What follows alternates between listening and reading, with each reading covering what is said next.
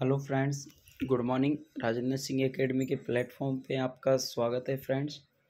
और friends please video start करने से पहले वीडियो को लाइक शेयर सब्सक्राइब करना ना भूलें। आज साइकेट्री की क्लास नंबर 2 है। कल बताया था और आज मैंने कहा था कि क्लास साइकेट्री की 2-3 क्लास आपकी करवाएंगे। मोस्ट इम्पोर्टेंट जो चीज़ें होंगी, डाटा होंगे, आपको बताया जाए। ठीक है फ्रेंड्स, तो आज सेकंड क्लास साइकेट्री की बहुत शानदार क्लास है। एक भी क्वेश्चंस को मिस ना करें। कल के भी बहुत मोस्ट इम्पोर्टेंट और हेल्पफुल क्वेश्चंस हैं, सो प्लीज़ एक भी क्वेश्चंस को मिस ना करें। ठीक है फ्रेंड्स, तो आज का जो सेशन होगा बहुत शानदार सेशन होगा। तो स्टार्ट करते हैं आज का सेशन। और प्लीज़ फ्रेंड्स, टेस्ट सीरीज़ को जिस फ्रेंड ने ज्वाइन नहीं किया वो टेस्ट सीरीज़ को ज़रूर ज्वाइन कर लें। टेस्ट सीरीज़ से बहुत हेल्प मिलती है और आगामी एग्ज़ाम आपको पता लग जाएगा। और आज का सेशन का पहला क्वेश्चन स्क्रीन पे आपके सामने है, तो start right now. First question screen पे आपके सामने है, common form of ECT used in hospital. ठीक है, हॉस्पिटल में आप कोई मरीज है उसको ईसीटी लगाना है, और उसको जो ईसीटी लगाओगे वो कौन सी दोगे, डायरेक्ट ईसीटी, मॉडिफाइड ईसीटी, या बोथ, या नॉन ऑफ दिस। तो जब भी हॉस्पिटल में ईसीटी लगाते हैं तो डायरेक्ट ईसीटी ना लगाकर मॉडिफाइड ईसीटी लगाते हैं। कौन सी लगाते हैं? Modified ECT. ईसीटी से कुछ बनने वाले most important question. ECT 2 type होती है, एक होती है डायरेक्ट ईसीटी, एक होती है मॉडिफाइड ईसीटी। ठीक है फ्रेंड्स, जो डायरेक्ट ईसीटी अपना क्या बोलते हैं उसे, जो डायरेक्ट ईसीटी होता है इसमें पेशेंट को एनबीएम करते हैं। ठीक है, एनबीएम की तरह करते हैं 4 to 6 आवर। फिर उसके बाद पेशेंट को क्या देते हैं, एट्रोपिन सल्फेट देते हैं। आपको उसको एट्रोपिन सल्फेट देना है। ठीक है, और एट्रोपिन सल्फेट देने के बाद पेशेंट को ईसीटी प्रोवाइड करना है। ठीक है, तो ये तो था एक डायरेक्ट ईसीटी आप देंगे जब का है। ठीक है, बट इसमें बहुत ज़्यादा कॉम्प्लिकेशंस होते हैं, इसलिए इसे क्या बोलते हैं, इसको अब ज़्यादातर यूजेस नहीं करते हैं। ठीक है फ्रेंड्स, एक होता है इनडायरेक्ट या मॉडिफाइड ईसीटी। ठीक है, और जो अपना मॉडिफाइड ईसीटी या इनडायरेक्ट जो ईसीटी होता है, इसमें पेशेंट को क्या करना होता है, इसमें सबसे पेशेंट को पहले एनबीएम करते हैं। ठीक है, एनबीएम करने के बाद उसको एट्रोपिन सल्फेट देते हैं। ठीक है, एट्रोपिन सल्फेट देने के बाद पेशेंट को इंजेक्शन देते हैं। इंजेक्शन कौन सा देंगे, फेंथोनॉल। ठीक है, और फेंथोनॉल देने के बाद उसके बाद फिर उसको एक दूसरा इंजेक्शन और देते हैं, वो सुक्लोनिन होता है। ठीक है, सुक्लोनिन, और सुक्लोनिन देने के बाद अगर पेशेंट को डिफिकल्टीज आती तो पेशेंट को O2 थेरेपी देते हैं, और O2 थेरेपी देने के बाद तब पेशेंट को ईसीटी देते हैं। सीक्वेंस दोबारा बता देता हूँ, दो तरह की होता है, एक डायरेक्ट होता है, एक मॉडिफाइड होता है। मॉडिफाइड जो करते हैं उसमें पेशेंट को एनबीएम रखो, एनबीएम के बाद एट्रोपिन सल्फेट दो, उसके बाद उसको इंजेक्शन कैल्शियम पैंथोलिन दो, पैंथोलिन के बाद इंजेक्शन उसको सुक्लोनिन, सुक्लोनिन के बाद पेशेंट को O2, और 2 के बाद पेशेंट को ईसीटी देते हैं। ठीक है, एनबीएम, इस एनबीएम क्यों करते हैं पेशेंट को, तो एनबीएम इसलिए करते हैं टू डिक्रीज द एस्पिरेशन, क्योंकि एस्पिरेशन को कम किया जा सके। एट्रोपिन सल्फेट क्यों देते हैं, एट्रोपिन सल्फेट इसलिए देते हैं टू डिक्रीज सिक्रेशन और डिक्रीज रिस्क ऑफ एस्पिरेशन। और जो सोडियम आप पैंथोनिन दे रहे हो, जो सोडियम पैंथोनिन दे रहे हो, वो अनेस्थेटिक एजेंट और सेडेटिव का काम करता है। ठीक है फ्रेंड्स, नेक्स्ट इससे कुछ और इम्पोर्टेंट क्वेश्चंस बात बनते हैं कि ईसीटी में जो करंट देते हैं, क्या देते हैं, करंट जो देते हैं वो कितना देते हैं, तो ध्यान रखना 70 से 130 वोल्टेज में देंगे। अगर एम्पियर की बात करें तो 200 से 1600 एम्पियर देते हैं। ठीक है फ्रेंड्स, और इसका जो टाइमिंग ड्यूरेशन होगा ईसीटी का, जो स्विच ऑन करने से ऑफ करने तक का जो टाइम होता है, तो ये स्विच ऑन का टाइम होता है 0.5 सेकेंड और 1 सेकेंड। ठीक है, तो सोचो कि इसकी स्पीड कितनी फास्टली होती है, 0.5 से 1 सेकेंड ओनली, मतलब पलक झपकते ही काम तमाम, बोले तो ख़त्म। ठीक है फ्रेंड्स, तो ये कुछ इम्पोर्टेंट बातें थी ईसीटी से रिलेटेड। मुझे लगता है कि और इससे ज़्यादा क्वेश्चंस आपके यही बन सकते हैं। और जब भी इसके जो इलेक्ट्रोड लगाएंगे, जो इसके इलेक्ट्रोड लगते हैं वो कहाँ लगते हैं, तो बाय टेम्पोरल लगाते हैं, दोनों ही टेम्पोरल रीजन पे लगाते हैं। ठीक है फ्रेंड्स, तो इससे इम्पोर्टेंट क्वेश्चंस थे, मैंने बता दिए। और इंडिकेशंस ईसीटी को हम कहाँ कहाँ दे सकते हैं, तो ईसीटी हम दे सकते हैं, देखो एक दे सकते हैं सुसाइडल या अटेम्प्ट, कोई मेजर डिप्रेशन हो, सिजोफेरेनिया, मैनिया में दे सकते हैं, बीपीएडी दे सकते हैं, post part psychotic depression, acute psychotic reactions, ATPD में भी दे सकते हैं। ठीक है फ्रेंड्स, तो इससे कुछ इंपॉर्टेंट चीज़ें थी जो मैंने बता दी। इसमें सबसे एक मोस्ट इम्पोर्टेंट जो कॉम्प्लिकेशन देखने को मिलता है वो रेट्रोग्रेड कन्फ्यूजन या तो रेट्रोग्रेड एमनेशिया देखने को मिलता है, या पेशेंट को मोस्ट कॉमन जो दिखता है रेट्रोग्रेड एमनेशिया और कन्फ्यूजन देखने को मिलता है। इसमें जो फ्रैक्चर देखने को मिलेगा वो सबसे पहला लंबर वर्टिब्रा फ्रैक्चर देखने को मिलता है। ठीक है फ्रेंड्स, तो ये सेशन का पहला क्वेश्चन आपके सामने था। तो पहला क्वेश्चन आपको मुझे लगता है बहुत शानदार लगा होगा। Next question, mask like face, जो मास्क लाइक फेस होता है वो आपको किस में देखने को मिलता है, टिटनस। ठीक है, क्या टिटनस में देखने को मिलता है फ्रेंड्स, टिटनस में हमें लॉक्जा देखने को मिलता है, हाइपोथायरॉयडिज्म में इंक्रीज वेट होता है पेशेंट का। ठीक है, पार्किंसंस डिजीज या डाउन सिंड्रोम, तो प्लीज़ जो मास्क लाइक फेस देखने को मिलेगा वो आपको पार्किंसंस डिजीज में देखने को मिलेगा। ठीक है फ्रेंड्स, आज क्लास होगी, क्लास में 10 क्वेश्चन है, 20 क्वेश्चंस को अलग अलग डिवाइडेशन करेंगे, एक ही क्वेश्चन को काफ़ी चीज़ों में डिवाइडेशन करेंगे। तो मैं भी शायद एक क्लास ही आपकी हो, पर बहुत इम्पोर्टेंट और बहुत शानदार क्वेश्चंस होंगे। ठीक है, बात करते हैं अल्फर्ट बिन्नेट क्या है। ठीक है, जो अल्फर्ट बिन्नेट था वो personality testing, intelligence testing, aptitude testing या डाउन सिंड्रोम टेस्टिंग। ठीक है फ्रेंड, तो प्लीज़ इसका राइट आंसर बताइए, इसका राइट आंसर क्या होगा। तो फ्रेंड्स यहाँ पे अल्फर्ट बिन्नेट की बात हुई है और यहाँ बात होती है इंटेलिजेंसी की। जी, किसके लिए एफर्टेबल होता है, इंटेलिजेंसी। अब इसके बारे में बात करते हैं। ठीक है फ्रेंड्स, तो इंटेलिजेंसी टेस्ट था और जिसको इसके वैज्ञानिक थे वो इसके वैज्ञानिक कौन थे फ्रेंड्स, तो इसका वैज्ञानिक था अल्फर्ट बिन्नेट था। और ये क्या था, एक साइकोलॉजिस्ट था। क्या था, साइकोलॉजिस्ट।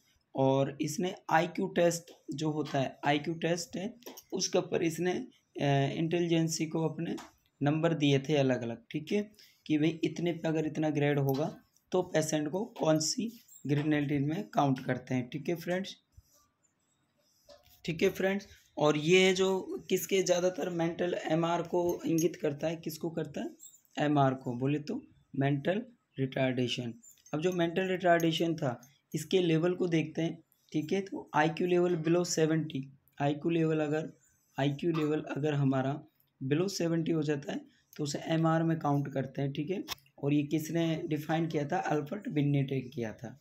ठीक है, अब जब इसको हम अगर इंसुलिन का रूल्स देखा जाए तो एक रूल होता है इंटेलेक्ट क्वांटिटेट। ठीक है, तो आईक्यू बराबर मेंटल एज उसकी कितनी है और क्रोनिकल एज कितनी है इनटू उसको 100 में क्वांसिबल करते हैं। ठीक है फ्रेंड्स, कुछ इंपॉर्टेंट चीज़ें ऐसी बता रहा हूँ जो आप नोट कर लेना। ठीक है फ्रेंड्स, ये हमारा आईक्यू लेवल था।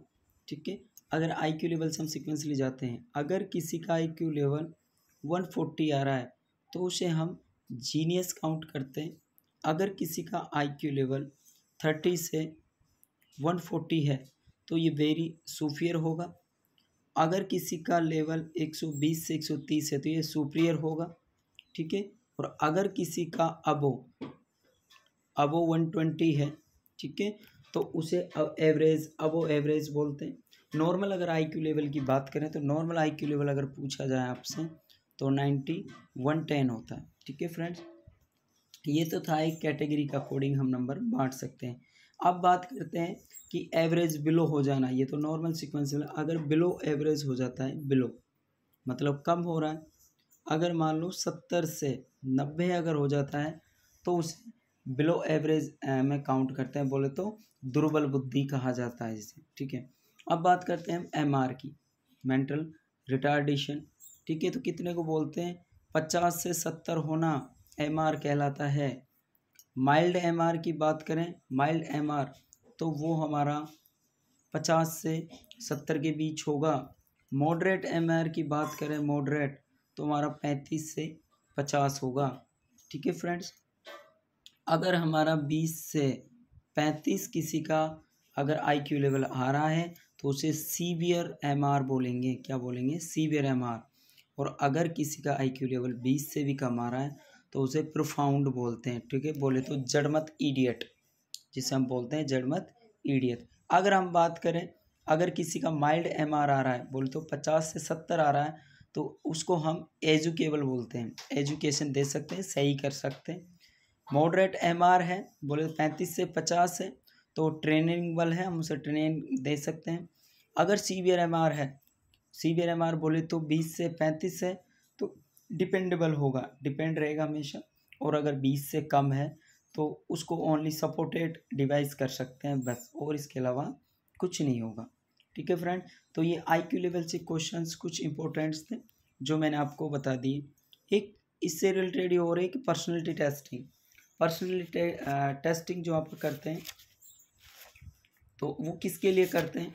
ठीक है फ्रेंड्स, तो इसके बारे में कुछ थोड़ा सा बता देते हैं आप। अगर पर्सनैलिटी थ्योरी की बात करें तो ये किसने इसको डिफाइन किया था, सिगमाइड फ्राइड ने किया था। ठीक है, अगर पर्सनैलिटी स्ट्रक्चर पर्सनैलिटी की बात करें तो उसे किसने डिफाइन किया था, सिगमाइड फ्राइड ने। अगर सिगमाइड इसने उसको बात करते हैं तो इसको 3 टाइप में डिवाइडेशन किया था। कितने, 3 टाइप्स। तो फर्स्ट पार्ट था इड, ठीक है, क्या था, इड। और सेकंड था ईगो, और थर्ड था सुपर ईगो।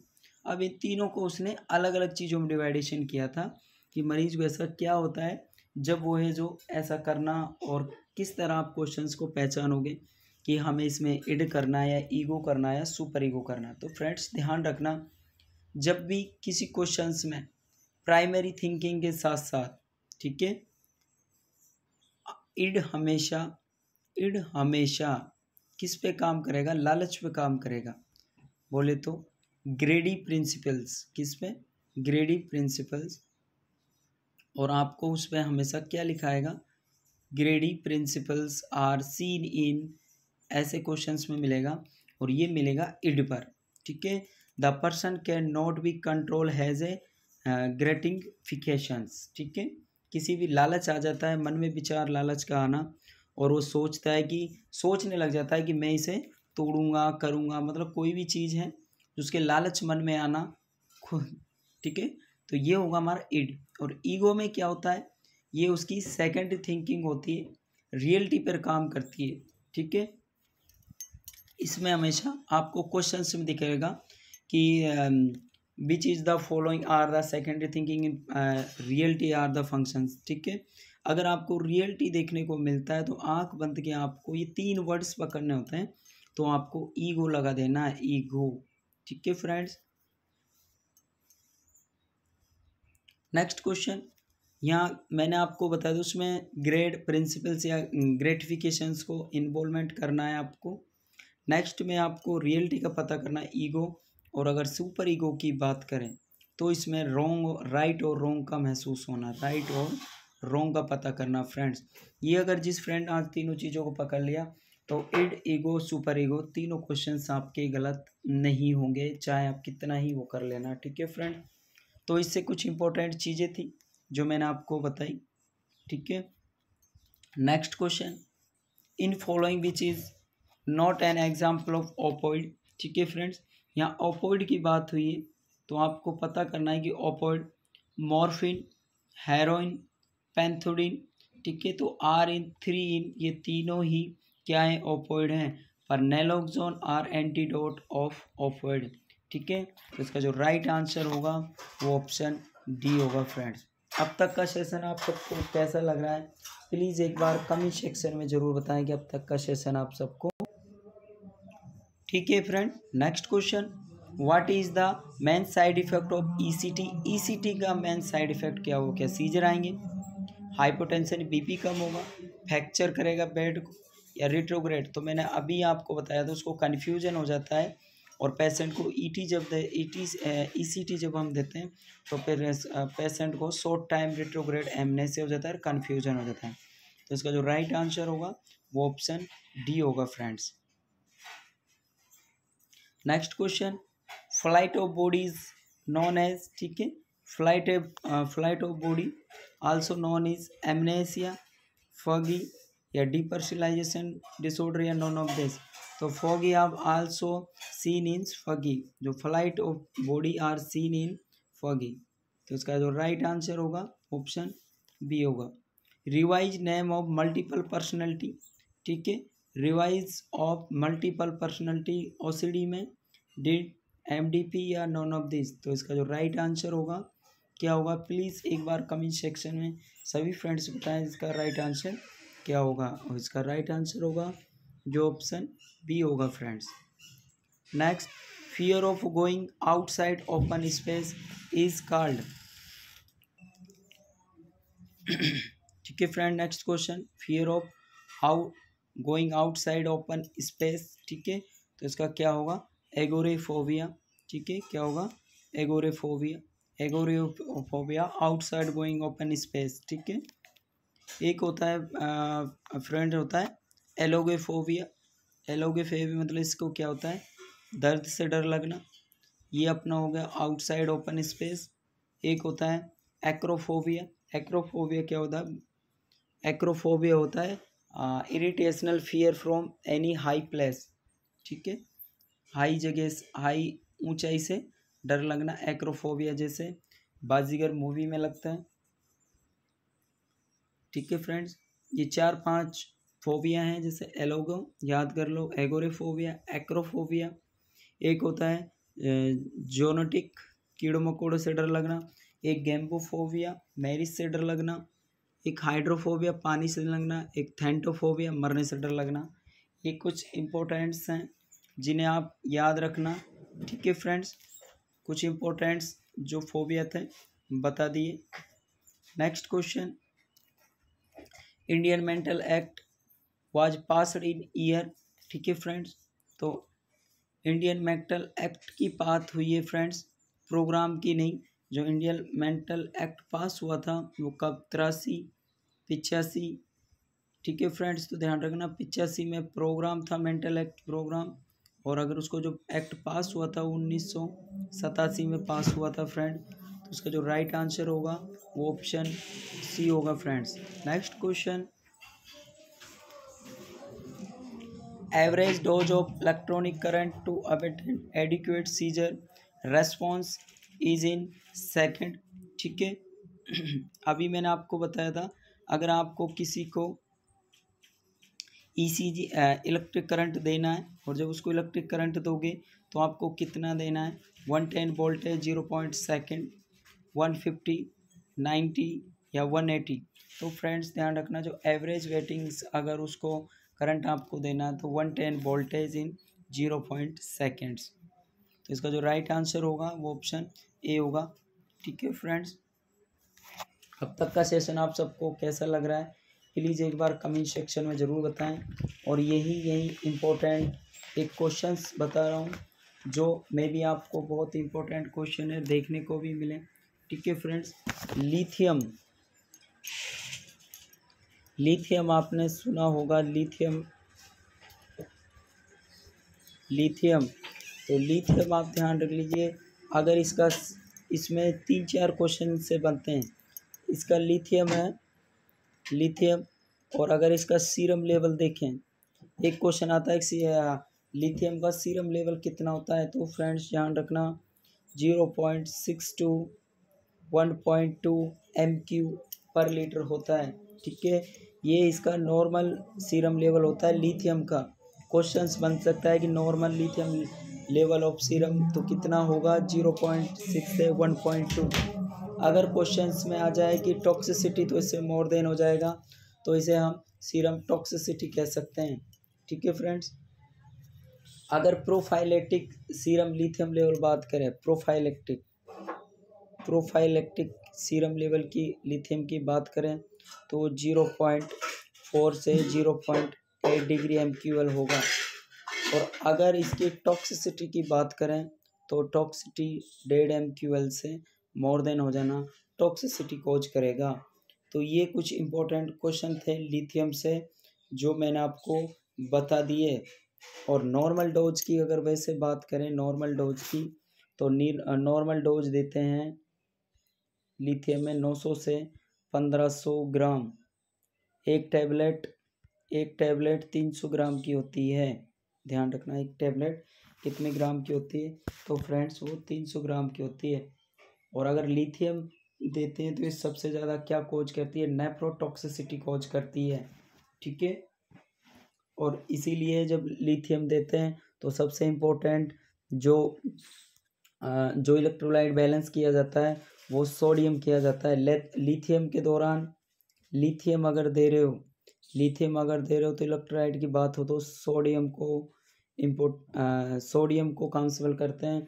और अगर डिजोक्सिन चल रही है, डिजोक्सिन अगर किसी को दे रहे हैं तो पोटेशियम लेवल काउंट करते हैं। तो ये क्वेश्चंस इंपॉर्टेंट्स थे। आज का सेशन आप सबको कैसा लगा, प्लीज़ एक बार कमेंट सेक्शन में ज़रूर बताएं सभी फ्रेंड कि आज का सेशन आप सबको कैसा लगा। आज का सेशन यहीं तक रहेगा, मिलते हैं कल और बेहतरीन सेशंस के साथ। इसी में ही अभी पेंडिंग है आपका, ये हुआ नहीं है, और भी इम्पोर्टेंट क्वेश्चंस की बात करेंगे। ठीक है फ्रेंड्स, तो मिलते हैं कल और एक बेहतरीन सेशंस के साथ। सेशंस को मिस ना करें, आज बहुत इंपॉर्टेंट चीज़ें आपको बताई हैं, सभी चीज़ों को अच्छे से डिनोट करें। ठीक है फ्रेंड्स, मिलते हैं कल और एक बेहतरीन सेशंस के साथ। Okay bye, take care, love you all friends.